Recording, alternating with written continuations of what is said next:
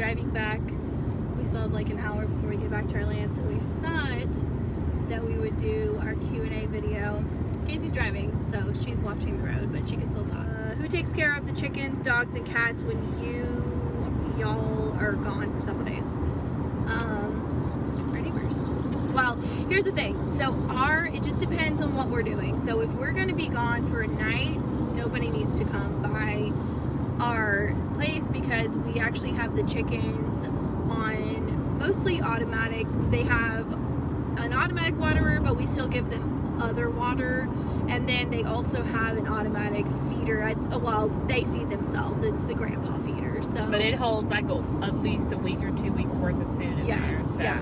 So if we're just gonna be gone 1 or 2 nights, the chickens are fine. Cats, we just leave their door open, so they, if we don't close them up at night, they'll just roam around all night. So we usually close them up to protect them, but we will just leave it open and leave them like lots of food. Yeah, but they all have plenty of water. So if we're gonna be gone for like a week, we have some neighbors that will come by and make sure everybody's alive and refill water and food. So yeah. And the dogs, they come with us everywhere. They basically come with us everywhere. Yeah. We've taken our dogs to like a doggy daycare boarding thing. So that may be something we do if we are in a situation where we're like flying and we can't take the dogs. But yeah, we mostly have everything covered by our neighbors and different neighbors, not always the same neighbors. And also it's why we really haven't and are not at this time interested in any other animals. So like the meat chickens, they're alive for like 2 or 3 months, and then that's done. I don't have to worry about that. But any kind of animal that you have to milk, or goats and all that kind of stuff, like it's a lot harder when you add those types of animals to have somebody. You can't really automate them, and they're not. It's just like we definitely aren't going to be doing for the near future any long-term animals. Okay. How the heck do you plant stuff and it survives? We plant stuff that doesn't survive also. Yes. I think the thing is just doing the best you can, and if it fails, try again. Like, if there's time, try it again. Yeah. That's what I mean. We fail a lot. Yeah. I think I think new gardeners specifically get really caught up and beat themselves up about a plant dying. But seasoned gardeners know that's just the way it goes. Yeah. It doesn't mean that you're bad or you did anything wrong. Yeah. You just have to plant stuff and know that you're gonna lose. It's out of your control. To a certain extent, you can water when you need to. You can plant when you need to. But mostly, and sometimes you neglect it. Sometimes you get busy. Things happen. You couldn't water enough, and plants die, and it's okay. It's just not the end of the world. Our garlic this year, our corn, awful, nothing. We planted so much corn, and we planted our garlic late, and we knew it was late, but we thought, well, we have it because we brought it from the old house. Let's just see what happens, and it did not turn out well. Yeah, major flop. Yeah, major flop. So same with the corn, which was just totally the corn. We planted it at the right time. It was watered. I just don't know. So that's just life as a gardener, basically. The next question is actually already answered part of this. What are the next big projects? Thinking of adding any more animals to the homestead? So we already answered the animals ones. If the next animal we will probably do would be feeder pigs. Yeah. We don't have any plans on doing that right now. We don't have the infrastructure for that. But if we were gonna we would raise pigs to be butchered. That would be the next animal that we do. Yes. But we probably won't be doing that for a while. Next big projects, we still have too many. We still have to finish the shed. We still, after, ideally we would get the shed fully complete, we would get our solar system completed and our bathroom completed. So we still have plenty of projects, you know, that we are in the middle of. So yeah, that's all beyond that, yeah, who knows? Nobody but knows. I mean, like we would like to do A greenhouse, a greenhouse, a deck on the back of the house, have some sort of outdoor seating area. Which I mean, you know, that seems pretty important because we do want people to we want to be able to sit down for a meal with people, and right now that's just not really a thing. And when we have people come visit, like my grandma's coming to visit in a month, and you know, you just want to be able to sit somewhere. So that is something that might be a next project, but it might not be, you know? Yeah. That's how it goes. What have been the best / favorite plants to grow in the garden? I mean, I love tomatoes, man, you know. Yeah, they did over anything else that we grew, they did the best. Even though they got blight, I guess it was late blight, I'm not sure.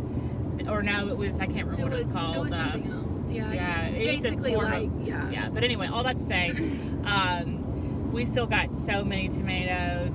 I mean, I really like to grow flowers as well. Yeah, I was thinking that this year the zinnias are probably my favorite because I just planted a bunch of seeds out and they're really big plants and it's just really happy little flowers. Obviously the vegetables are all exciting, but this year was the first time we'd ever really grown like dried beans. Oh yeah. And I want to grow a lot more. Yeah. I like, because one of the problems with growing even tomatoes or any kind of fresh produce is the storing of it. You have to can it or freeze it or, you know, or use it fresh. And sometimes, you know, like with tomatoes, for example, you plant a lot of something out because you think something could die. Well, if it all does well, then you're like swimming in tomatoes and you've got to do something with it. But like dried beans, that lasts forever. There's nothing, I mean, you've got to shell them and that's not cool, but it wasn't that bad. Of course, we didn't have that many, but that's just something that's a really long shelf life and you don't really have to do anything. So, and they're like a great hearty thing. You know, you can make a ton of things with beans. Yeah, I definitely want to grow a lot more of those next year. Okay, what has been the biggest / unexpected adjustment to moving away from city and off grid? This one, okay, what I first thought of was how hard it is to get people to come and do work for you. So it's, you know, we just have had a really hard time even getting people to come give us quotes. Like they won't even come to where we live, and because they think it's too far out, or you know, they just don't want to come to the area. Whatever way you slice it, we've had a really hard time when we want to do a project or like pay someone to do a project for us to get people to come out and even get that ball rolling. And that's not even what I thought about when I thought about the problems we're gonna have. Yeah. The big problem I was worried about was not having food delivery, like being able to go out to eat, like we're gonna have to cook all our meals. That was a very expected thing, and that had been a real thing when we moved, but what I didn't expect was just how hard it's been to get people to come do things. I guess one thing I didn't expect was like we go into town probably at least once a week, and when we have our when we say we go into town, there's two towns. There's one that's close to us and it's small. It doesn't have Tiny. It doesn't hardly have anything in it, but it still has like a grocery store and a few things. And then there's a bigger town about 15 minutes, 20 minutes from that town, and it has a lot more stuff. And so we go to the bigger town about once a week to do like major grocery shopping, and we do laundry there, and it's really draining. That day It really is. really like wears you out. You always have to fit so much into that day. Next question, how did you meet? Simple. We met at a restaurant. We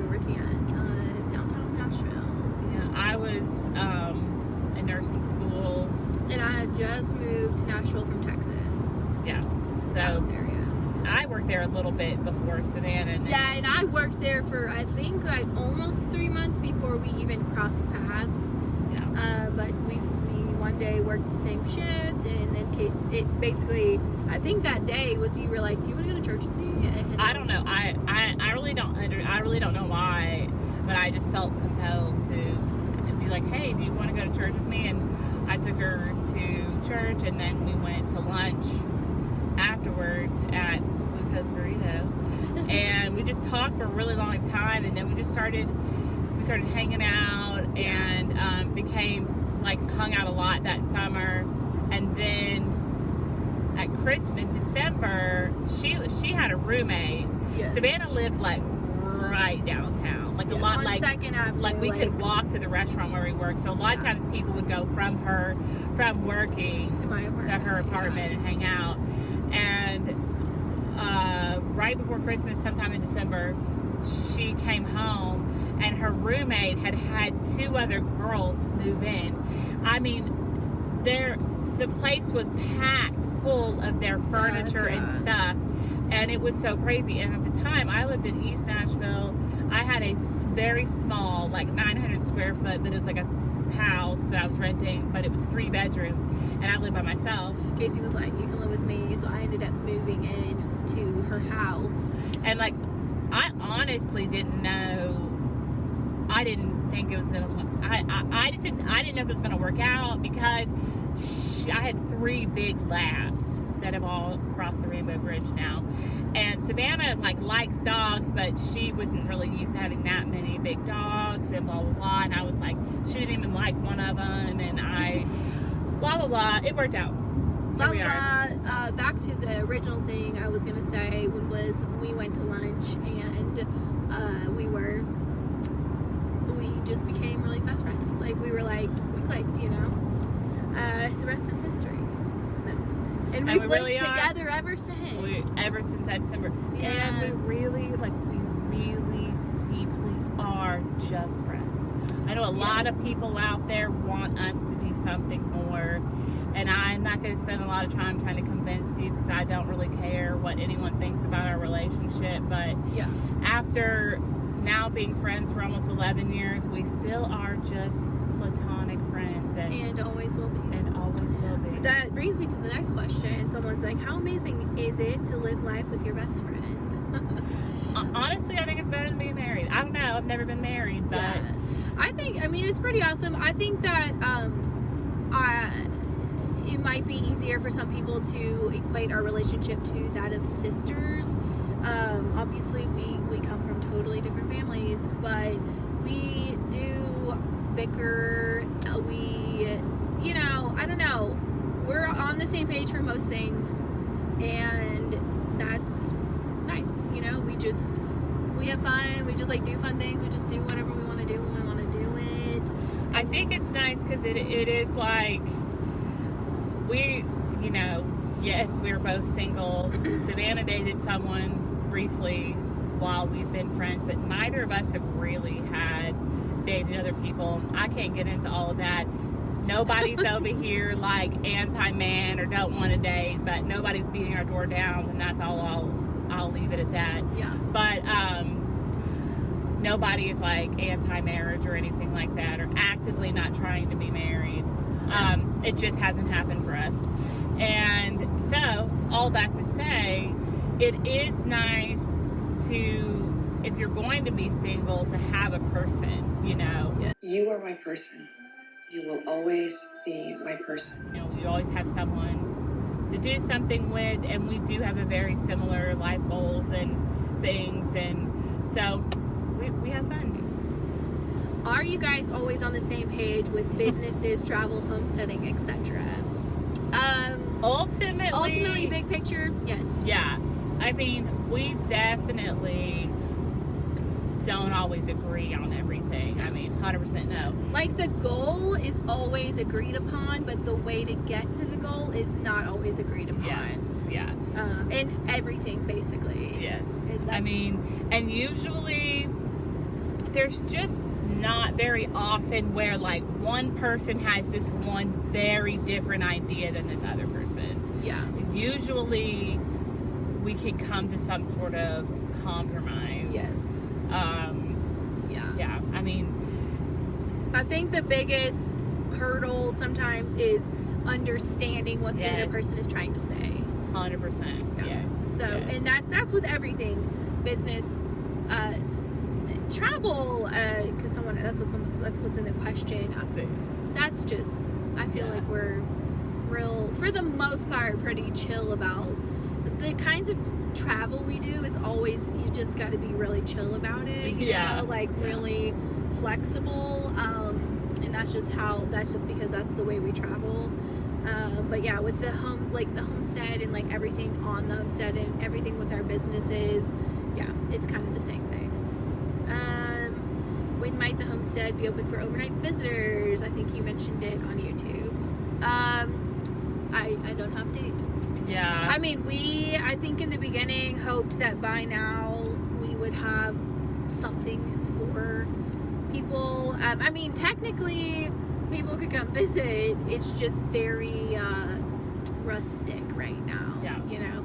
So ideally, when we get our bathhouse fully done, that is what will open up opportunities for anybody to come out there. Not anybody, but you know, just like people to come out there. Originally thought we were going to do an Airbnb. Yes. We like bought land with the 100% intention that we were going to Airbnb it. We are now pretty sure we don't want to do that. Yeah. We're more interested in doing like classes and workshops. Yes. I'm not sure that we'll ever really like open up having overnight visitors to just like random people. Yeah. Kind of just, we have to get our house, our like basic needs all really met really well before we can kind of move on anyway. So we know that like in order to do anything like class, have anybody out, I mean even just like my own mother won't come and stay at our place because we don't have a bathroom. Like we have a bathroom, but you know we don't have it like a regular traditional bathroom. So that which just we will have, closes the doors for a lot of situations.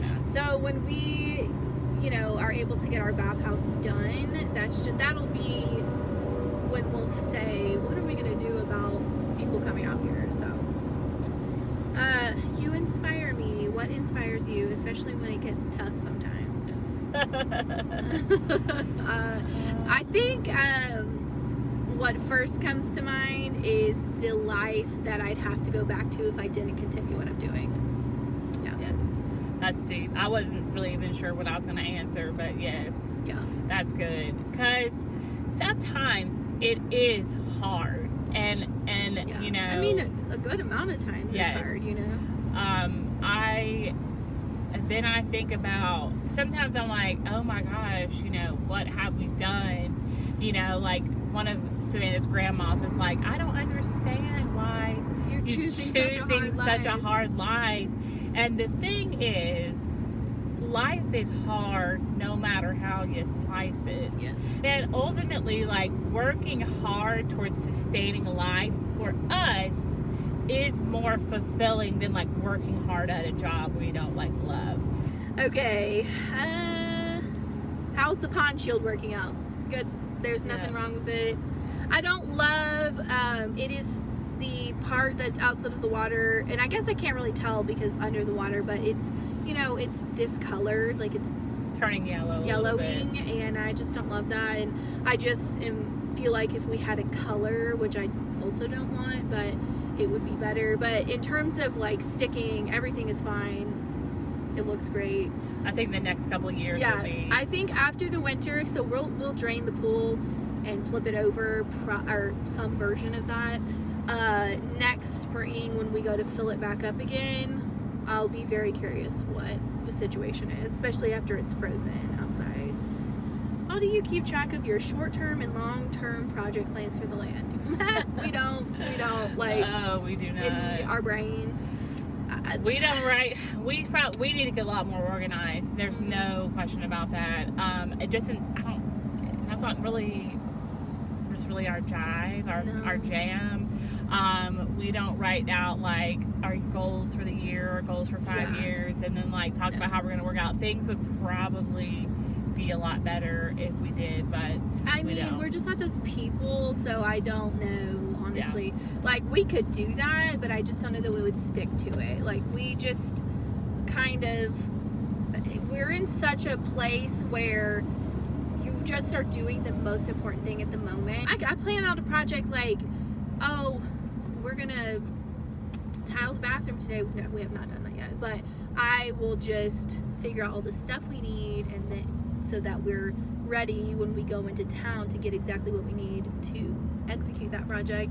But that's about as far as we go right now with planning.